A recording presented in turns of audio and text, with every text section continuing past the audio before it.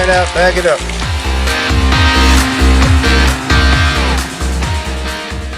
Hi everyone, I'm Ken Verderami, and welcome to another edition of the Ultimate Steel Shooter, where we talk about all things and only things Steel Challenge.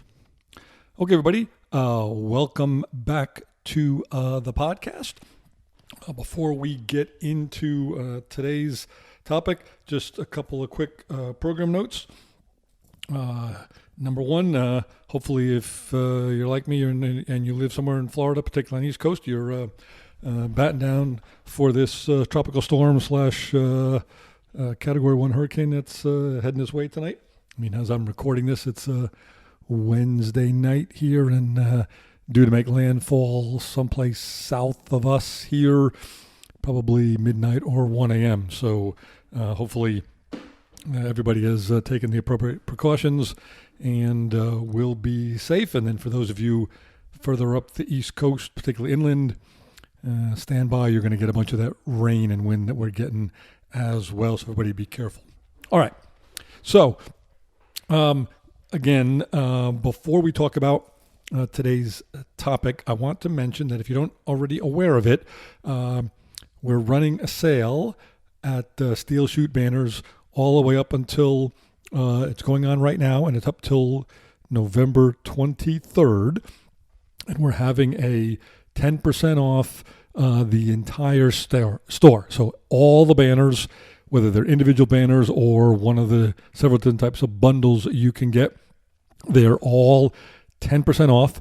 And if you buy the 8-stage banner bundle, you'll also get our regular free shipping offer as well as 10% off the order. So I don't happen to remember the codes off the top of my head, and so I don't want to say something incorrectly, but if you go to either the splash page of the website, steelshootbanners.com, or you can go to our Facebook page, Steel Shoot Banners, or if you're a member of the Rimfire Race Guns group on Facebook, I made a post there at the beginning of the month and handed out those coupon codes there, and so you can check any one of those three places to make sure you get the actual code.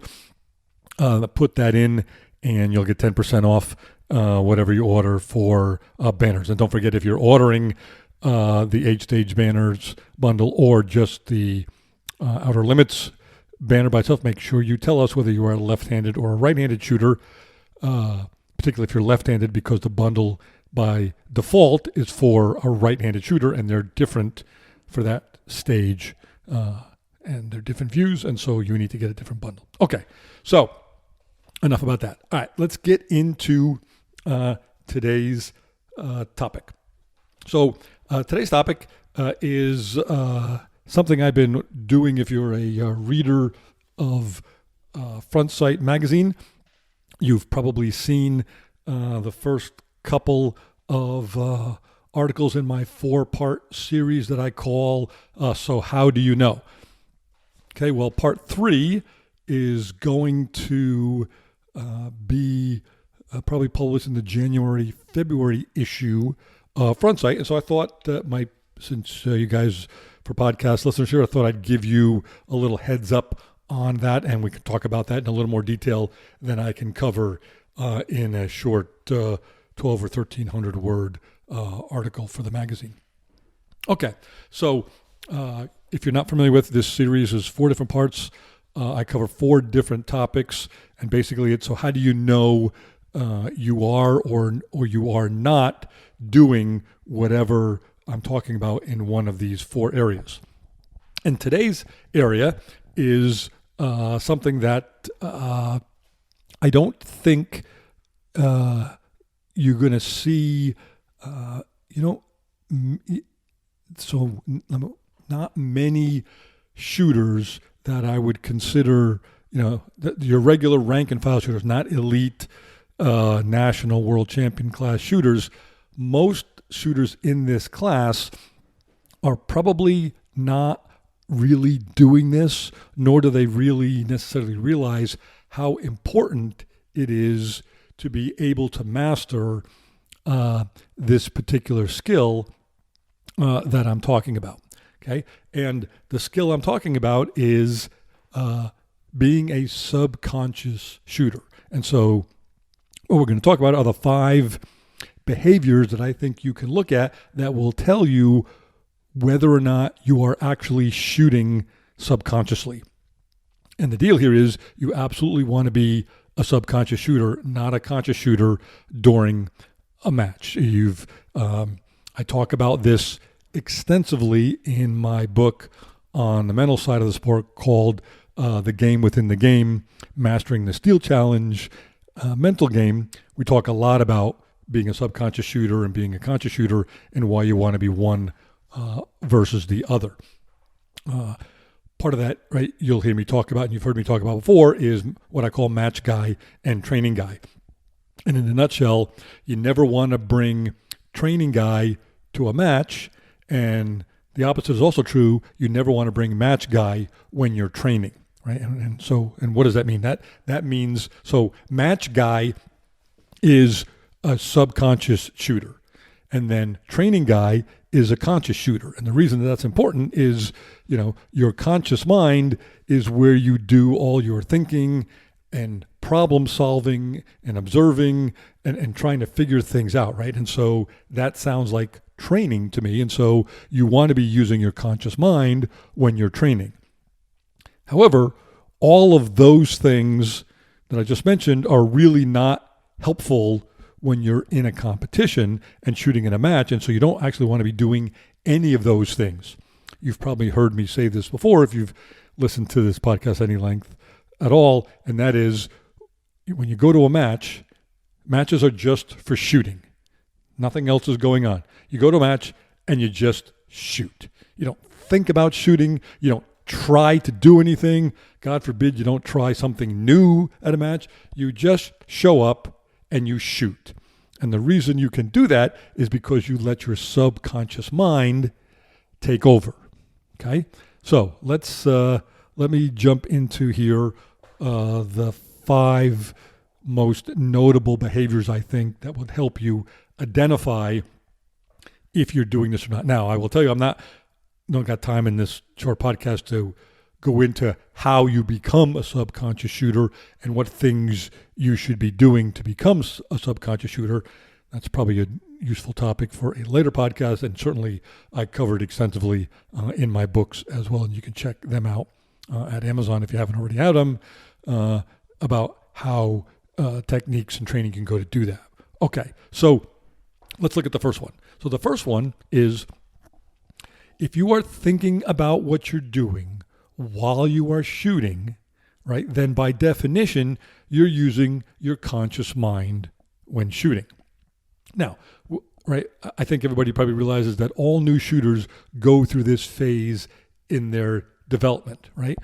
But the reason that you want to stop doing this as you develop and get into match situations is that your conscious mind is only capable of doing one task at a time.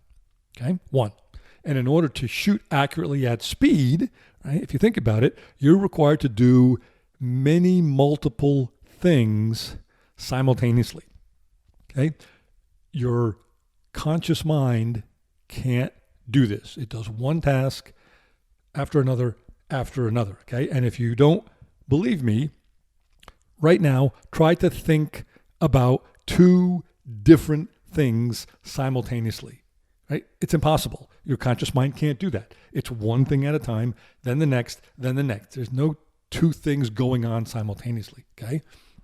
And so the physical manifestation of this particular behavior is that you're going to always shoot slower than those who are shooting subconsciously. Because if you think about it, doing things, right, serially, 1, then 2, then 3, then 4, is going to be slower than doing 1, 2, 3, 4 simultaneously, then do 5, 6, 7, and 8 simultaneously. Now, we're not talking about large amounts of time, but we are talking about enough that when it's added up, will always cause you to shoot slower than if you're a subconscious shooter. Okay? So that's the first one. Okay. Number 2, you don't regularly or ever have an individual string where you can't recall anything about how you executed the run, yet the run actually turns out to be an outstanding time and sometimes a personal best time. Okay? So shooters who shoot subconsciously, they regularly report that they don't have any real memory of what exactly transpired during a string or during a run. Now, so this is actually because memory is typically associated with the conscious thought process. And so if you've let your subconscious mind take over when you're shooting, then it's very likely that you won't remember anything about the mechanics of what you did. Okay, and in this case, that's a very good thing.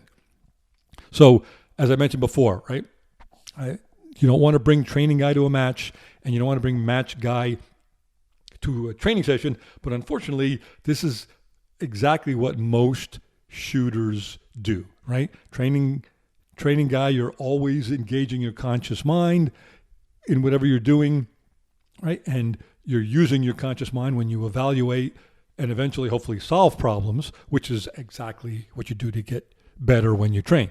But during a competition, right, we don't want to get distracted by trying to solve problems. We don't want to try to learn new things, or what I like to call the Mount Everest of errors is, quote, I'm going to try something new, unquote, during a match. I mean, how many times have you heard somebody do that? Or maybe you said that yourself. You never, ever want to do that. Don't try something new at a match, right? Training is for trying something new. Matches, like I say all the time, is just for shooting.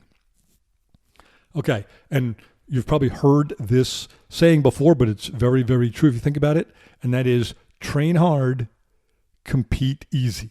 Okay, that's what this whole thing that I just talked about is trying to tell you.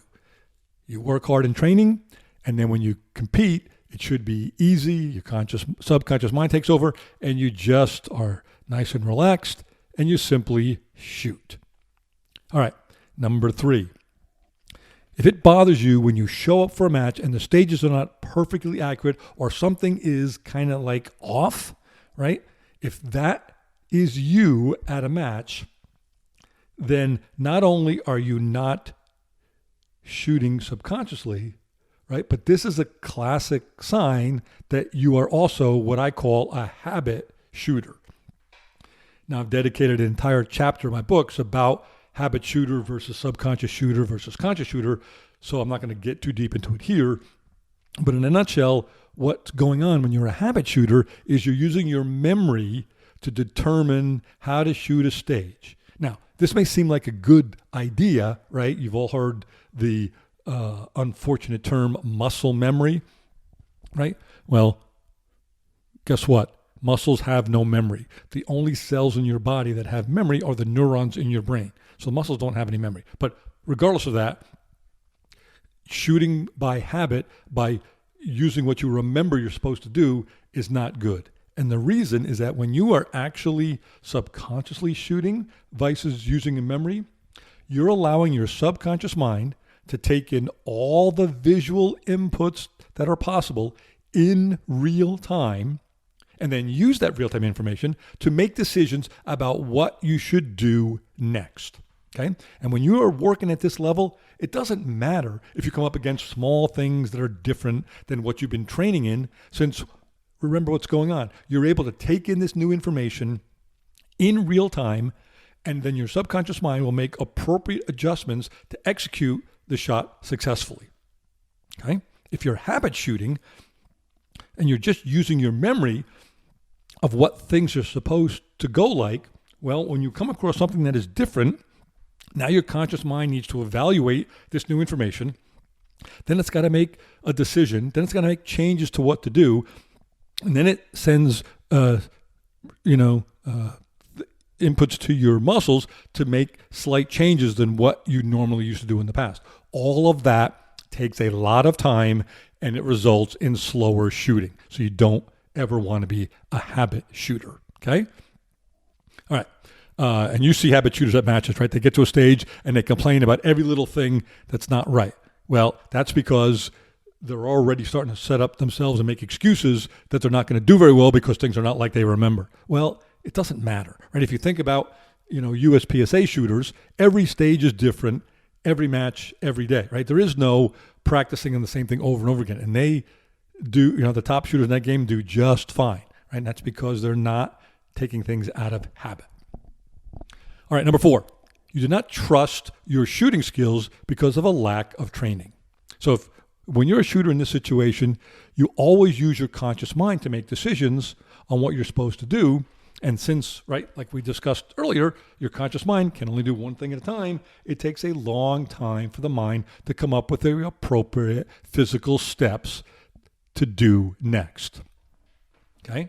And as I mentioned earlier before, right, if you're still not convinced, right, that the subconscious mind really is a powerful thing over the conscious mind when you're having complex tasks with speed elements that are involved. Again, right? Stop right now and try thinking about 2 completely different ideas at the same time as you're reading this. You can't do it, right? It's impossible. You have 2 different thoughts simultaneously. Only with your conscious mind can it deal with those 2 things, or multiple 5, 10, unlimited number of things at the same time. All right, and the last one is, if you tend to think a lot about past stages that you just shot or upcoming future stages that you're about to shoot during a match, then again, you're not a subconscious shooter. You're a conscious shooter. Okay? This is a common behavior among shooters, right? And this is a clear sign that you are not shooting subconsciously during a match. This is one of things that I call results-oriented thinking. Okay? And results-oriented thinking is one of the things that can get you in a lot of trouble mentally during a competition, and you can get down a downward spiral very, very quickly with really disastrous results. Okay, when you're shooting 100% subconsciously, right? You're focused on what you are doing in the present moment, right? The past and the future are irrelevant. After you complete a stage, right, regardless of whether you just set a new world record on a stage or you put up the worst time you've ever had in your life, if you think about it, there's absolutely nothing you can do about that score. Nothing. Therefore, spending any amount of time or energy thinking about it is counterproductive and usually results in repeating poor performances because you're now going to add unrealistic expectations, among a few other things, to your shooting to try to compensate for those things you're thinking about. Okay? Again, all this is covered in great detail in my mental management book, but these are clear signs that you're a conscious shooter, not a subconscious shooter. And I'll tell you that, right, early in my shooting, I was always results-oriented, and it was a really big issue for me when I finally realized what it was doing to my shooting. And in order to overcome this, it was actually when I went and took a class with Lanny Bassam that he was able to give me some actual things to try to get over this, because he recognized as well that being results oriented is not a good thing. Okay, and so what I did and what he suggested to do is to go out of my way not to know what my times were on any stage, right? Because what are your times? There's results. I don't want to know results. I want to ignore results. And so what I started doing, believe it or not, is I would tell the ROs not to call out my score to help force me to ignore results during a match. I would even go so far, if you want to believe it, is when they asked me to sign the scorecard, right, I closed my eyes so that I couldn't see the score sheet. Now, I always had a friend on my squad who would check my times and was paying attention to make sure that they were recorded correctly, but I literally didn't want to know them since, right, once I finished shooting the stage, there wasn't anything I could do about it, and so knowing the score was always a detriment, okay? Now, I get it. A lot of you are thinking I did this really extreme, and it was, but it was that important to me because results-oriented thinking is such a bad thing to be doing and can cause such mental problems, and it was causing huge mental problems for me, that it's something I came up with, and it actually worked for me. And over time, I started to get to the point where I wasn't so draconian about knowing and hearing scores, but I still, I'd get to the end of a match and I could tell you in general, hey, I shot a good match or I had a couple issues, but I couldn't tell you what my time was because I'm not paying attention to it. I literally don't know until they add them up. Okay. And so I would encourage all of you to come up with some methodology to ensure that you are also not a results-oriented thinker when you compete, because it is one of those things that is not helping you be a subconscious shooter. Okay? So those are the 5 big things that I think there are other ways, there are other behaviors that indicate whether you're shooting subconsciously or consciously as well. But those 5, if you have any one or multiple of those, you definitely want to start working on figuring out how to shoot subconsciously and get all the conscious thought out of your mind when you are shooting in a match. Okay. It's not that easy to do, I will tell you. Probably going to take months and months of working at it, particularly if you've never been a subconscious shooter ever, never experienced it. It's going to take some effort, but like learning to call your shots, it's a huge force multiplier in terms of lowering, dramatically increasing your speed and lowering your times. So it's well worth the effort to do that. Okay, and just also as a future heads up, in the March-April issue in 23, I'll be finishing up the 4-part series, and I'm going to talk about, so how do you know if you are a consistent enough shooter, since consistency is a mandatory skill if you expect to excel at this sport, right? Okay. All right, so we're going to wrap it up there. Remember, if you're interested in my dry fire training system, we're having that 10% off everything sale. So head on over to the website, get the coupon codes from the website, and then get your banners. This is the month to do that. One last thing is I am actually going to Antarctica on the 23rd of November. And so if you order after the sale is over, right, like Thanksgiving or so, there may be some delay in getting those orders processed. So I'm going to be in Antarctica for a couple of weeks. And so another reason to get your order in now if you're looking to do that. Okay, and with that, until next time, remember, slowing down is never the right answer. Never. You need to learn to see faster.